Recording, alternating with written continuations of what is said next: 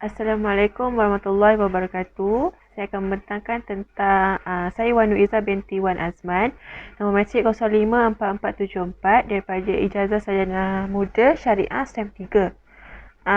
Saya akan membentangkan tentang transliterasi teks Jawi Klasik Kitab Buya At-Tulab karangan Syekh Daud bin Abdullah Al-Fatani, muka surat 137, juzuk 1, mengenai bab apa yang merosakkan solat.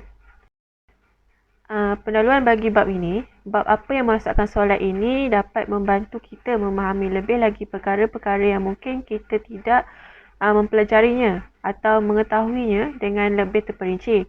Bab ini juga menceritakan tentang pandangan-pandangan ulama yang terdahulu bagi menyelesaikan atau memberi hukum bagi sesuatu masalah. Makna fasad iaitu merosakkan adalah disebut dalam kitab ini ialah barang yang datang kemudian daripada sahnya, iaitu amat baik, dan kedatangan tersebut dengan sengaja atau tidak sengaja, dan najis atau terbatal kerana ketiadaan syaratnya. Tiada membatalkan membaca zikir dan doa yang tiada diharamkan jika tiada ada khatib bagi makhluk yang lain daripada Nabi SAW, dan tiada ada ta'liq, dan jika ada pun yang khatib bagi makhluk yang lain daripada Nabi seperti di khatib kepada manusia dan malaikat dan jin, dan jika tiada berakal sekalipun. Teks ini menerangkan tidak batal jika kita mengucapkan zikir dan membaca doa yang tidak dikatakan haram atasnya, dan jika tidak ada ucapan bagi sesiapa sahaja atau individu yang lain daripada Rasulullah SAW, iaitu Nabi kita. Tidak ada penangguhan iaitu taklid atasnya, dan jika ada penangguhan tersebut, ucapan bagi individu yang lain iaitu selain daripada Rasulullah SAW ialah seperti diucapkan atau dikatakan kepada manusia, malaikat dan jin.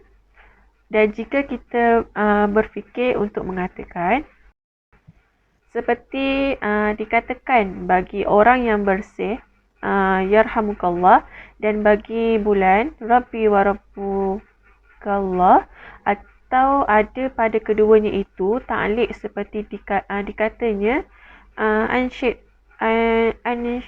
syafallah maridu fa'ala atik, atau dikatanya Allahumma firli ansyidta, maka batallah sembahyang dengan demikian itu, seperti barang yang jikalau mengata ia dengan suatu yang demikian. Teks ini menerangkan seperti yang diucapkan oleh orang yang bersin yang menyebut yarhamukallah atau yarhamukillah, dan menyebut Rabbi wa Rabbukallah, atau disebut kedua-dua ucapan tersebut dengan berpenangguhan, seperti kita mengucapkan ansyafallah maridu fa'ala atik, atau mengucapkan Allahumma firli ansyidta, maka sembahyang yang sedang didirikan itu terbatal dengan berlakunya ucapan-ucapan atau kata-kata seperti di atas.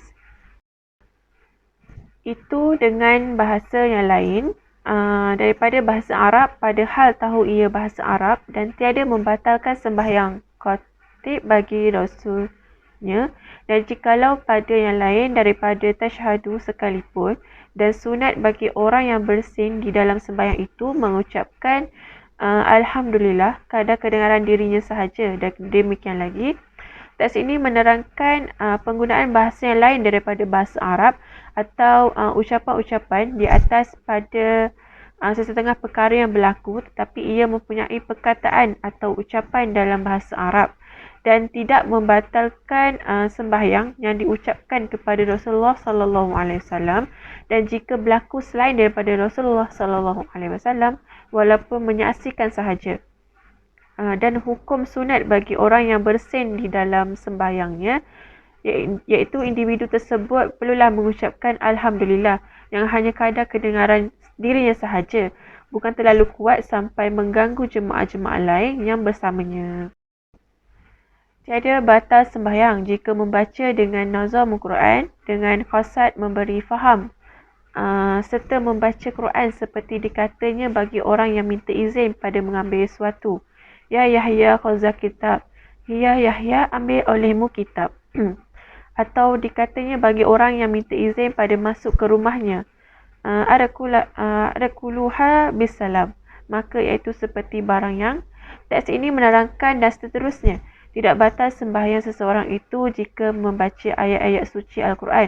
Maksudnya seperti memahami ayat Al-Quran serta membaca Al-Quran seperti jika seseorang meminta izin untuk mengambil sesuatu, iaitu mengambil barang seperti Yahya mengambil kitab dan dikatakan meminta izin untuk masuk ke dalam rumahnya untuk mengambil barang tersebut.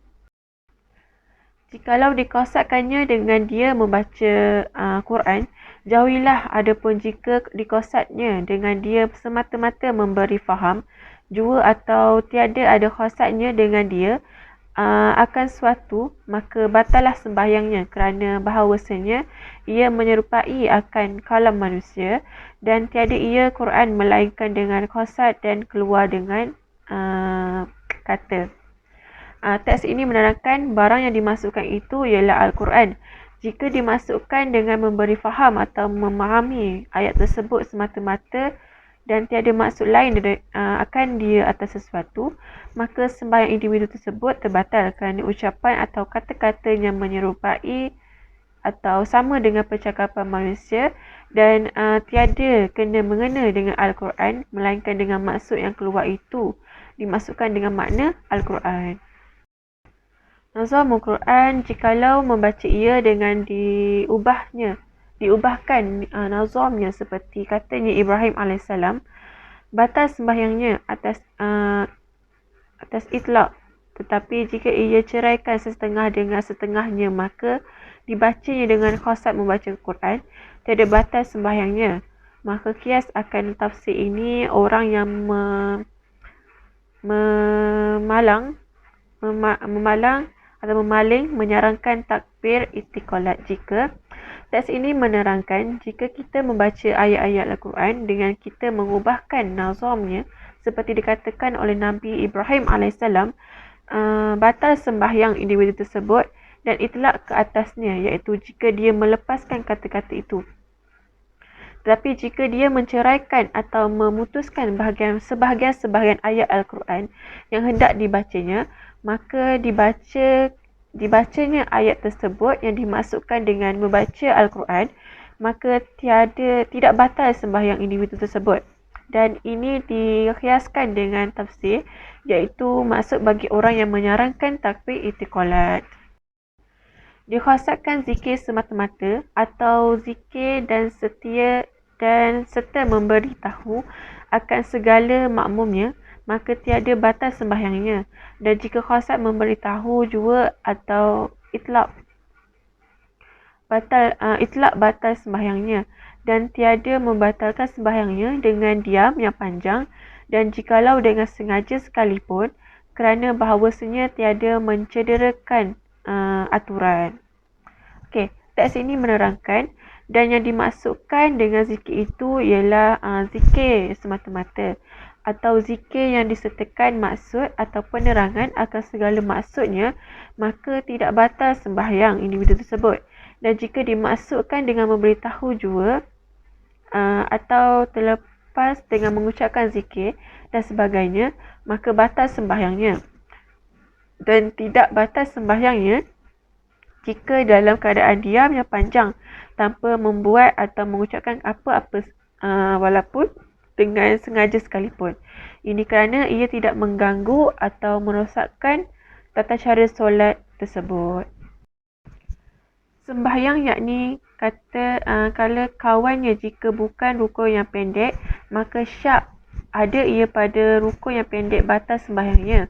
Dan sunat bagi laki-laki yang berkehendak menjagakan akan imamnya yang lupa atau memberi izin bagi orang yang hendak masuk ke rumahnya atau mengingatkannya umpama seperti orang yang buta daripada jatuh pada tempat.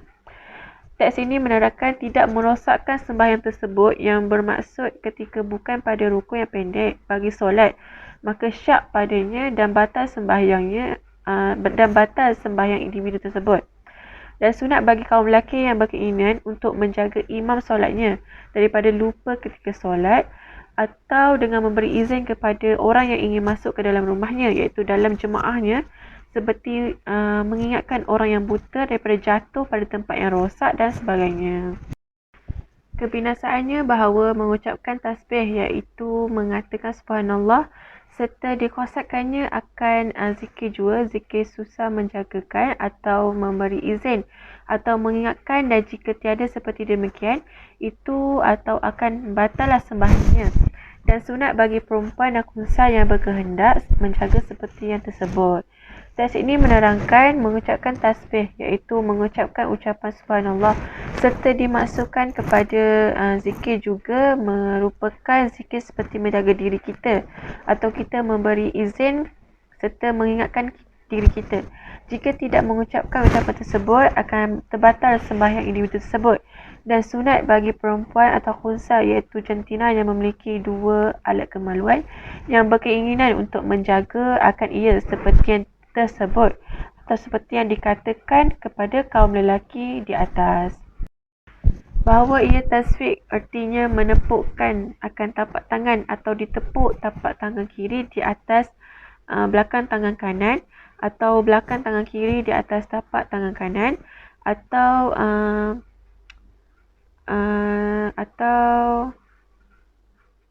segala kaifiat itu harus, tetapi tapak tangan di atas belakang tangan kiri afdal, kata Syekh Ramli, jikalau banyak kali sekalipun. Teks ini menerangkan tasfiq yang bermaksud bertepuk tapak tangan atau bertepuk tapak tangan kiri di atas belakang tangan kanan, atau belakang tangan kiri di atas tapak tangan kanan. Situasi di atas mengikut kaifiat atau tata cara yang betul adalah harus, tetapi kata Syekh Ramli, lebih baik tapak tangan kanan di atas belakang tangan kiri walaupun banyak kali sekalipun.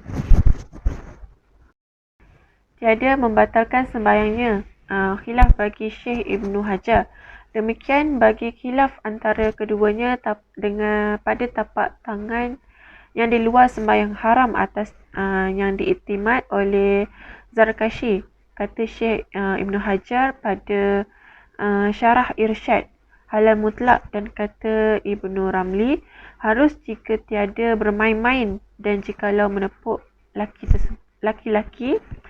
Teks ini menerangkan, dan bagi Syekh Ibnu Hajar, khilaf mengatakan tidak batal sembahyangnya, dan demikian juga khilaf antara keduanya pada keadaan tapak tangan yang di luar waktu sembahyang yang haram atasnya, yang diluluskan oleh Syekh Zarkashi, yang dinyatakan oleh Syekh Ibnu Hajar pada syarahnya, iaitu Irsyad, iaitu halal mutlak.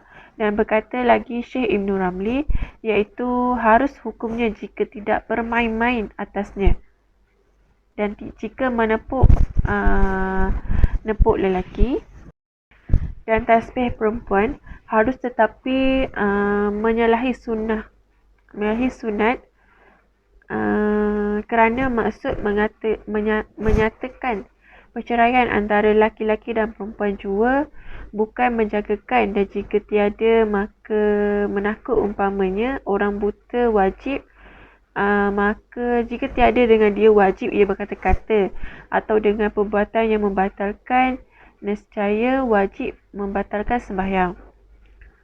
Teks ini menerangkan dan tasbih ke atas perempuan harus, tetapi ia menyalahi sunat kerana maksud yang dinyatakan perceraian antara lelaki dan perempuan, bukan hanya menjagakan sahaja.